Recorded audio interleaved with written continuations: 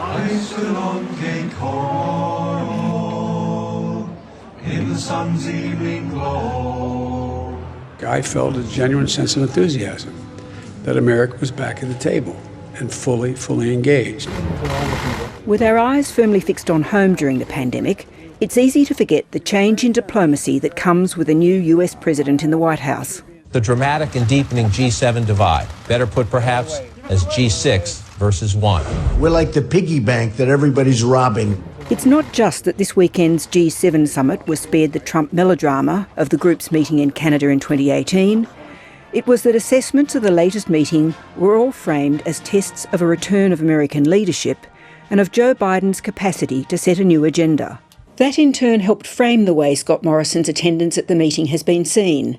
Given the theatrics involved in events like this, much was made of the fact that the PM's first ever face-to-face meeting with the new president switched from a bilateral meeting to a trilateral one, with UK Prime Minister Boris Johnson coming along for the ride.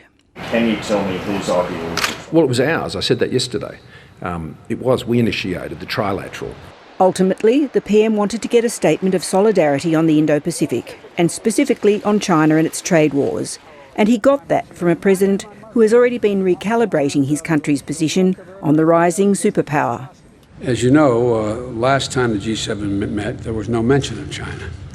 But this time there is mention of China. The G7 explicitly agreed to call out human rights abuses in Xinjiang and in Hong Kong, explicitly. 2, to coordinate a common strategy to deal with China non-market policies that undermine competition. They've agreed, and that's underway now, how to do that.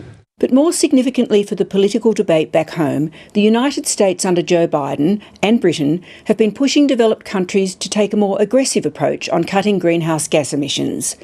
And the G7's Cornwall communiqué has not only upped the ante on targets, seeking to limit the rise in global temperatures to 1.5 degrees instead of 2 degrees, and to halving our collective emissions by 2030, but also committing to end new direct government support for coal-fired power generation by year's end. Many observers have been waiting for the PM to pivot this year on his hardline refusal to adopt a more aggressive emissions reduction target. But this weekend he conspicuously didn't move in the face of the international pressure. Well, the G7 is the group that makes decisions about these things. We're not a signatory to the G7 communiqué. One reason why the PM might not be pivoting, but instead digging in, is election timing. If Scott Morrison is indeed planning to go to the polls this year, and therefore before the Glasgow Climate Summit, he might be betting on a more pro-coal position playing well in crucial Queensland electorates. But that won't change the underlying dynamics of the commitments made this weekend by the G7. At the end of the day, if China, Japan and Korea stop building new coal-fired power plants using government subsidies, then the market for new export coal mines disappears overnight. And in fact, the core market for existing production goes to zero on a 10, 20, 30-year view. Both Japan, a G7 member, and Australia were resisting the push for tougher commitments on coal in Cornwall and talking up the power of new technologies to cut emissions. But while the joint statement allows for new coal generators, if they are fitted with carbon capture technology, these caveats may well prove irrelevant in the face of powerful currents in global capital markets, especially with Biden in the White House. So he's previously said he wanted all coal-fired power plants to cease in America by 2035. This weekend he's come out and he said he wants all fossil fuel use to cease by 2035 for the electricity market. That's 14 years from now. That means coal and gas. So that to me is a profound lift in the ambition from America. That's being backed by the global financial markets led by Wall Street.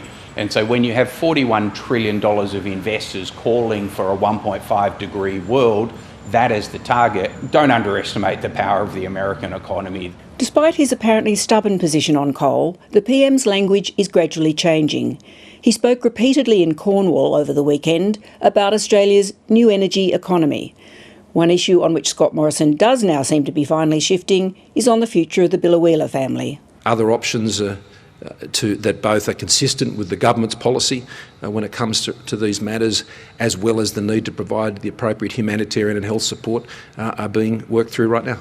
With the pressure now on, even from the government's own backbench, a decision is now imminent about visas which would allow the family to return to the central Queensland town of Biloela.